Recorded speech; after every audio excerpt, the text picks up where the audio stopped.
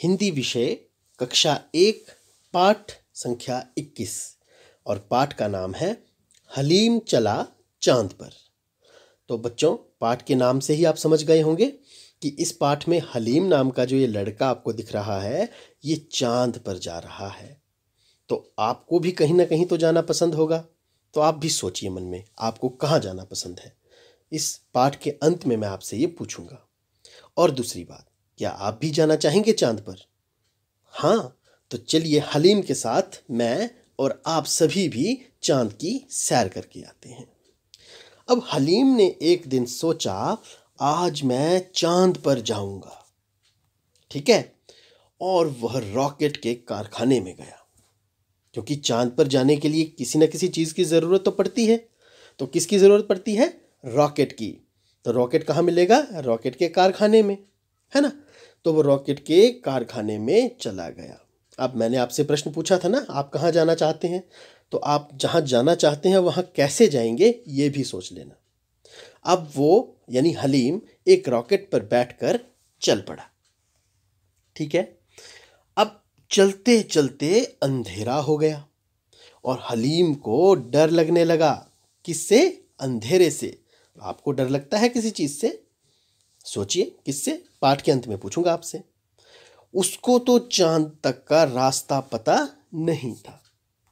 अब थोड़ी देर में उसने चांद देखा और वह खुश हो गया। आपको दिख रहा है चांद? बहुत बढ़िया, मुझे भी दिख रहा है ना।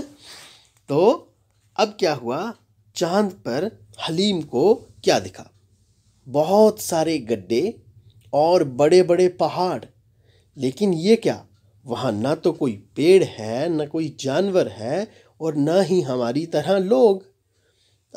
ये बात हमीद को अच्छी नहीं लगी। उसने सोचा, ये भी कोई जगह है, चलो वापस घर चलें।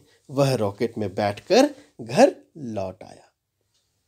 बच्चों, आपको मालूम है कि चांद पर जाने के लिए जो रॉकेट होता है, वो रॉकेट इस चित्र में दिखाए गए रॉकेट से अलग होता है। यह रॉकेट तो सिर्फ आपको यह बताने के लिए प्रयोग किया गया है कि चांद पर एक रॉकेट से जाया जा सकता है। वह रॉकेट वैज्ञानिकों द्वारा बनाया जाता है। उस रॉकेट के अंदर बैठने की जगह, खाने की जगह, सोने की जगह, सब कुछ बना होता है।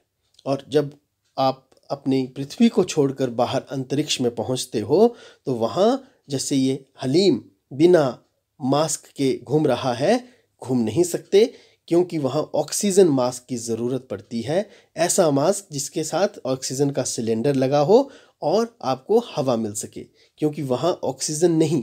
क्यों नहीं ऑक्सीजन? क्योंकि पेड़ नहीं, और पेड़ नहीं तो ऑक्सीजन नहीं, ऑक्सीजन नहीं तो पशु पक्षी नहीं, जानवर नहीं, और ना ही कोई इंसान वहाँ रह सकते हैं। इसीलिए तो हलीम भी वापस आ गया। चलिए आगे देखते हैं। ये देखिए, अब है अभ्यास के प्रश्नों की बारी। हलीम को रास्ते में क्या क्या दिखा होगा? हलीम आसमान में गया था तो उसे तारे तो दिखे ही होंगे, है ना। और क्या दिखा होगा उसे? अंधेरा दिखा होगा, चांद दिखा होगा, है ना। और भी कुछ दिखा होगा, सोचिए। और जो भी आपको लगता है वो आप लिख दीजिए। ठीक है, आगे चलते हैं।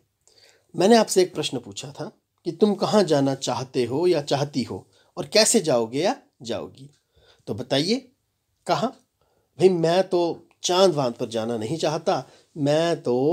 आ, उम, मैं तो जाना चाहता हूँ समुद्र के किनारे, है ना। और समुद्र के किनारे कैसे जाया जा सकता है? मुझे बस भी पकड़नी पड़ेगी, रेलगाड़ी भी पकड़नी पड़ेगी, है ना, ऑटो रिक्शा में भी बैठना पड़ेगा। तो इन सब यातायात के साधनों का प्रयोग करते हुए मैं वहाँ पहुँच सकता हूँ। आपकी बारी। आप बताइए, आप कहाँ जाना चाहते हैं और वहाँ कैसे जाओगे? कमेंट बॉक्स में मुझे आपके जवाब का इंतज़ार रहेगा प्यारे बच्चों। आगे है डर, लेकिन डरना नहीं है, यहाँ लिखा है डर। ठीक है। हलीम को अंधेरे से डर लगता था। किससे? अंधेरे से। अब आप बताइए, आपको कब कब डर लगता है? मुझे, पहले मैं बताता हूँ ना, मुझे जब भूकंप आता है ना, तो मुझे बहुत डर लगता है। जब धरती हिलती है ना, मुझे बहुत डर लगता है। अंधेरे से मुझे डर नहीं लगता। अपना अपना डर होता है ना। अब आप बताइए, आपको किससे डर लगता है? किसी बच्चे को कुत्ते से डर लग सकता है, किसी बच्चे को चींटी से डर लग सकता है, किसी को बिल्ली से भी डर लग सकता है। तो अपना अपना आप बता सकते हैं, ठीक है। अब जब डर लगता है तो तुम क्या करते हो? जैसे मुझे जब भूकंप आता है और डर लगता है तो मैं अगर भागने की स्थिति में होता हूँ तो भागता हूँ, नहीं तो भगवान को याद करता हूँ, ईश्वर को, है ना, कि हे ईश्वर अब आप हमें बचा लें। ठीक है, आप क्या करते हो आप भी बताइए।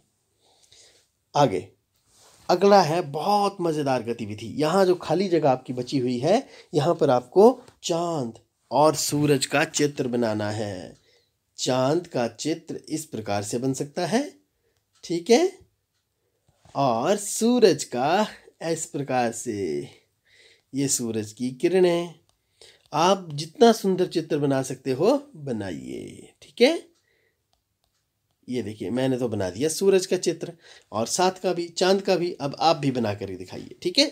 तो इसी के साथ आज का हमारा ये पाठ यहीं समाप्त होता है। फिर मिलेंगे अगली वीडियो में। तब तक के लिए नमस्कार, जय हिंद।